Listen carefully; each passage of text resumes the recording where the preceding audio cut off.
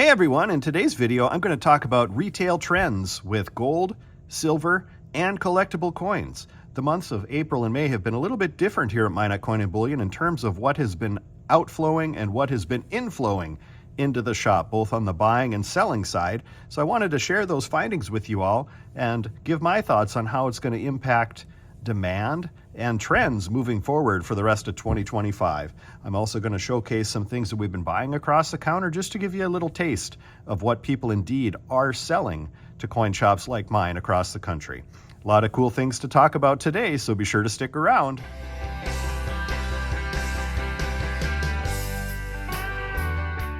Hey everybody, thanks for sticking with me.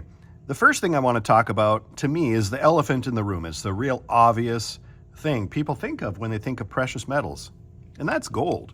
Here we have a gold 1 ounce Canadian maple leaf, 4/9 pure, made by our neighbors to the north up in Canada.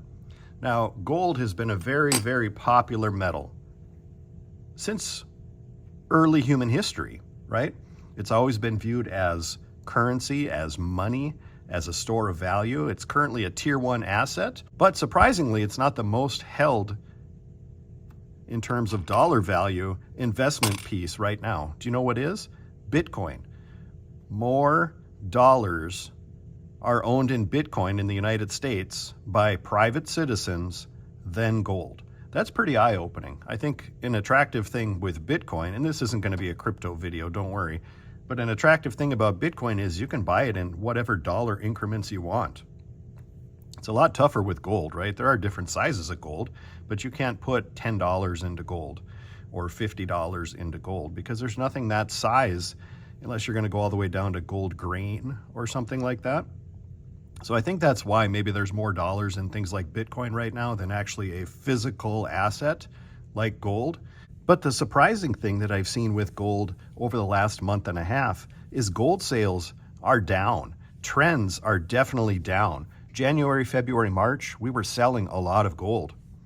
Now, if you remember what happened in April, gold got to an all-time high of just under $3,500 an ounce. Despite gold dipping close to, actually at one point, over $300 down from that recent high, it got under $3,200 an ounce. You'd think that would spur more interest, more buyers, because, you know, it hits almost 3,500, it's probably going to hit 3,500 again. That's not what I'm seeing. I'm still seeing people coming in to buy gold. I'm not seeing any large purchases of gold from my customers. So I thought that was interesting because, you know, you see a dip of 10% in gold, right? From 3,500 to about 3,150. That's an opportunity. But at least in my market, in my part of the world, there wasn't a real obvious influx of people taking advantage of that. So I found that quite surprising.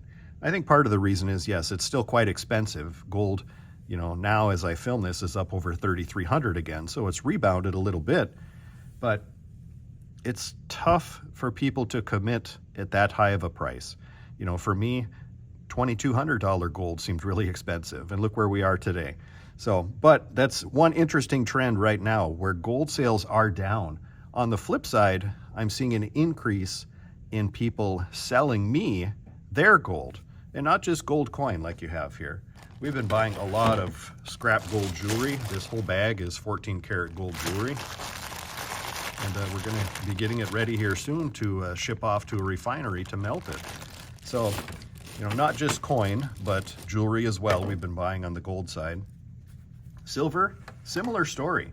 Although silver sales have remained fairly steady, big purchasers of silver haven't really happened a whole lot in the months of April and May. I've had less need to source product through wholesalers because I've had a pretty good balance of people selling me items across the counter in the shop and people purchasing from me in the shop or online on our website. So now the interesting thing with silver too, arguably, you know, silver got to almost $35 an ounce recently, dropped down below 30 for a while. It was $28.50 not that long ago. And that really didn't spawn a lot of new purchasers either. Much like gold, you know, gold hit this all-time high, much like silver hit a recent high, you know, of about 35 bucks. Interest just Yeah, not interested. It surprises me, quite honestly. What's your thought on that? Why do you think that is? Were you buying gold and silver when the dips happened? Are you still buying now, as we're arguably still in a bull market and it's slowly climbing back up again? Let me know down in the comments. I'm interested. And on the silver side, much like gold, I've seen an influx in people selling their silver to me in the shop. I made a comment. I'm a pretty small shop. I live in a small city. We're about 50,000 people here in Minot, give or take a little bit. And at the end of the day, one day about 2 weeks ago, in the last 30 minutes, I had 4 people in a row coming in the shop, my last 4 customers of the day. All were sellers. It was on a Friday, and I ended up buying over 40 ounces of gold. It was boom, boom, boom, boom. 4 people in a row selling large amounts of gold. The next week, I had a similar thing happen with silver. I had multiple people selling multiple monster boxes of silver to me at the shop. So, when that happens in shops, you do get a little bit overloaded with inventory. There's obviously a certain amount of cash we like to keep available for those type of purchases.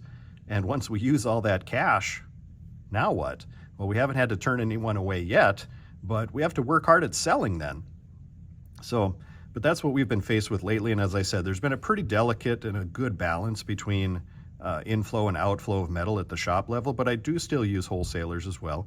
What my silver buyers are saying or thinking is that it's still a good opportunity, right? As we see gold sitting over $3,000, over $3,300 as I film this, that's around an all-time high. Silver, on the other hand, still is only about 2/3 of its all-time high. So myself, much like many, many others that come in the shop, are big believers that silver will have its day.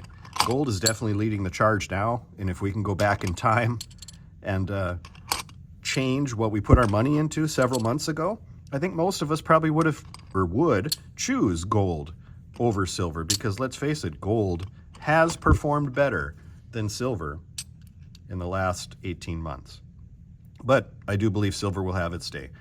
I also want to show you some things that people are selling to me in the shop, aside from stuff that you've already seen here, the gold and silver on the tray.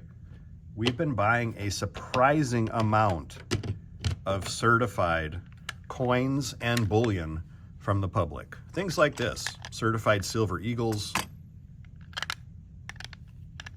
proof 70 deep cameo peace dollars with the Stephanie Sabin autograph, high grade CAC coins from Hordes. This is a CAC MS66, 1885 Old Morgan, really nice piece. But yeah, pieces like this have been coming in at a higher rate than I've ever seen before. Why is that? I'll tell you why I think that is. It's the new phenomenon called Whatnot. If you're not on the Whatnot platform, check it out. In fact, I'm a seller on Whatnot, although I don't do it real frequently. I've so far had 10 shows since the beginning of the year. But it's an online live auction platform where they sell just about anything. You are physically watching a live auction and you can place bids. Now, I've bought coins and precious metals on Whatnot before, and a lot of other people have as well. And I've had many people who sell to me in the shop. I guess we would call them their Whatnot rejects. Something they bought that, I didn't mean to buy it, I swiped on accident, or, I already had one, or I decided I don't like it. I've been buying a lot of Whatnot collections lately that have included a lot of slabbed coins. So that's kind of a new phenomenon that's in the market now. If you're not on Whatnot, you might be missing out, so maybe check it out. But those are the trends right now in gold and silver. Gold sales are most definitely down from when gold was higher. Weird, huh? Less people are buying it at this lower price than they were at the higher price. Silver's been pretty steady, but there's been an influx of people selling, people taking profits, whether out of need and hardship or just to take a profit. And as a wise man once told me, you'll never go broke taking a profit. So don't be afraid if you're sitting ahead on some of your precious metals. Take a little profit. Enjoy that profit. But let me know down in the comments what you think the trends moving forward for gold and silver are going to be. I think we're going to have a pretty good summer In terms of precious metal prices, I think prices are going to remain strong. I think demand is going to be pretty normal for summertime. What I've seen over the years in this industry is summertime tends to be a slower time. The absolute slowest time is end of June through the 4th of July. I think a lot of shops actually close and take time off during that time, but it is a very, very slow retail time typically. But that depends on what's going on in the world. So I guess we will see. But I think the overall outlook moving forward for gold and silver is strong. Like I said, prices I think are going to remain strong. I wouldn't be surprised if by end of summertime, we maybe see a new all-time high in gold. And perhaps we're going to see a new recent high in silver as well, and maybe get over that $35 mark. But who knows? That's just opinion. Time will tell. But I appreciate everybody here for tuning in. Thank you so much. Have a great day.